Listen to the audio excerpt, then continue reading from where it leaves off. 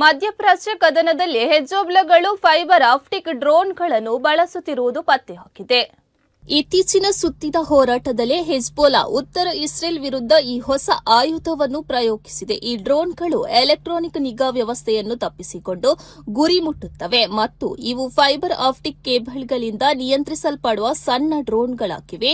ಉಕ್ರೇನ್ನಲ್ಲಿನ ಯುದ್ಧದಲ್ಲಿ ಇಂತಹ ಡ್ರೋನ್ಗಳನ್ನು ವ್ಯಾಪಕವಾಗಿ ಬಳಸಲಾಗಿದೆ. ಇವು ಚಿಕ್ಕದಾಗಿರುತ್ತದೆ, ಟ್ರ್ಯಾಕ್ ಮಾಡಲು ಕಷ್ಟ ಮತ್ತು ಮಾರಕ ಹಾನಿಗಳನ್ನು ಉಂಟುಮಾಡುತ್ತದೆ.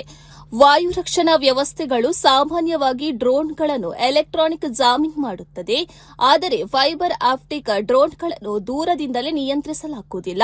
ಅವುಗಳು ತೆಳುವಾದ ಕೇಬಲ್ ಅನ್ನು ಹೊಂದಿದ್ದು ಅದು ಆಪರೇಟರ್ಗಳನ್ನು ನೇರವಾಗಿ ಡ್ರೋನ್ಗೆ ಸಂಪರ್ಕಿಸುತ್ತದೆ.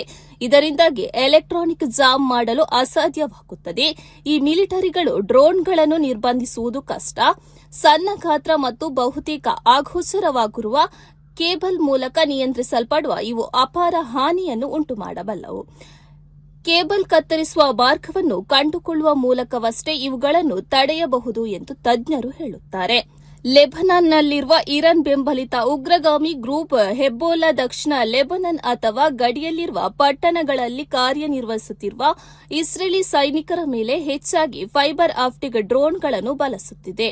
ಇಸ್ರೇಲಿ ವಾಯು ರಕ್ಷಣಾ ವ್ಯವಸ್ಥೆಯು ದೊಡ್ಡ ಮತ್ತು ಹೆಚ್ಚು ಶಕ್ತಿಶಾಲಿ ರಾಬರ್ಟ್ಗಳು, ಕ್ಷಿಪಣಿಗಳು ಮತ್ತು ಇತರ ಡ್ರೋನ್ಗಳ ವಿರುದ್ಧ ಯಶಸ್ವಿಯಾಗಿರುವುದರಿಂದ ಹೆಜ್ಬೋಲಾ ಹೊಸ ರೀತಿಯ ಡ್ರೋನ್ಗಳತ್ತ ಮುಖ ಮಾಡಿ ಎಂದು ಇಸ್ರೇಲಿ ಮಿಲಿಟರಿ ಅಧಿಕಾರಿಯೊಬ್ಬರು ಹೇಳುತ್ತಾರೆ. ಈ ಡ್ರೋನ್ಗಳನ್ನು ಸ್ಥಳೀಯವಾಗಿ ತಯಾರಿಸಲಾಗುತ್ತದೆ ಮತ್ತು ಉತ್ಪಾದಿಸಲು ಸುಲಭ ಎಂದು ಇಸ್ರೇಲ್ ಹೇಳುತ್ತದೆ.